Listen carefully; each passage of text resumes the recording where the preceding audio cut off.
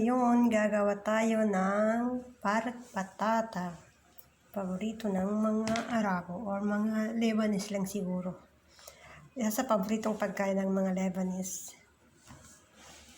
Parag patata. Ang kailangan lang natin ay giniling na karne, sibuyas, konting mantika at yung patatas na hiniwa sa maliliit na cubes. So, ang gagawin natin ngayon is igigisa natin yung sibuyas sa mantika. Kapag luto na yung sibuyas, ilalagay natin yung giniling na karne. At kailangan din po natin ng black pepper at saka salt. Panglasa po niya. Yung iba naman, minsan nilalagyan nila ng chili powder.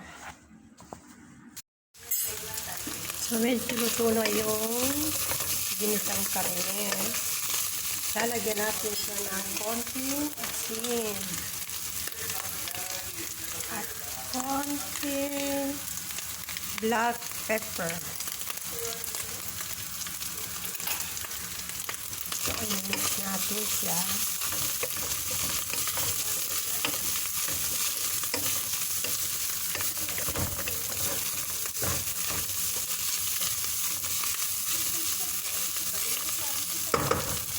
So, yan, i-mix natin.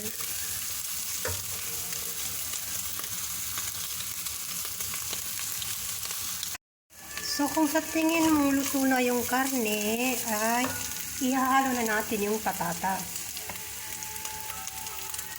Ayan. So, bawal po siyang takpan, Tapos, low heat po siya. Mahina lang po dapat yung apoy hanggang sa maluto siya. I-mix lang siya ganyan.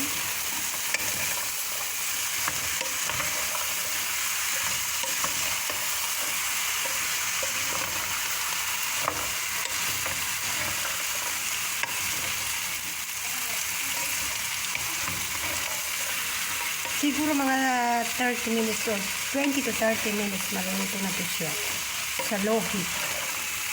At bawas siyang takpan. Parati mo siyang i-mix para hindi siya masunog sa baba.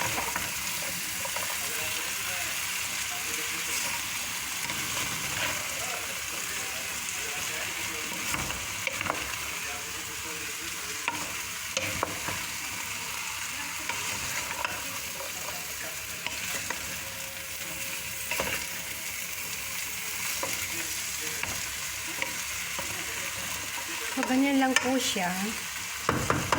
In a low heat po. Tapos, parati mo po siyang i-mix gamit ito. Hanggang sa maluto po siya. Makikita mo rin naman kung luto na yung patatas. Kasi yun lang naman ang hinihintay yung maluto yung patatas natin. Tapos, luto na siya. Kasi yung karne, luto na yan siya. Yung patatas na lang, hintay natin na maluto. So, yung patatas natin is malapit na siyang maluto. Tingnan nyo naman.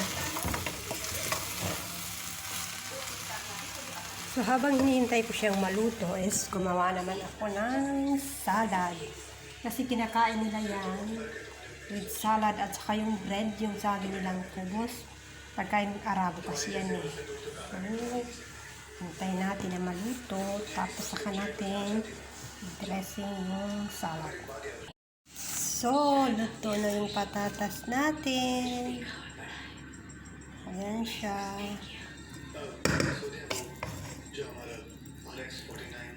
Ewan ko bakit paborito nila yan. Paborito ng mga Arabo.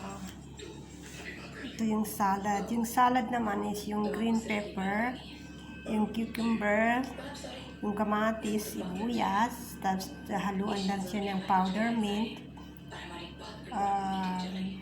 ng lemon, asin siyempre. Yung sa mint powder, yung sabi nilang nana sa Arabic. So, yan po siya. Ito naman yung patatas. Mainit pa siya. Tignan nyo, umusok pa. So, baka sakali gusto niyong tikman ang isa sa paborito ng mga Arabo, Kaya yan po siya.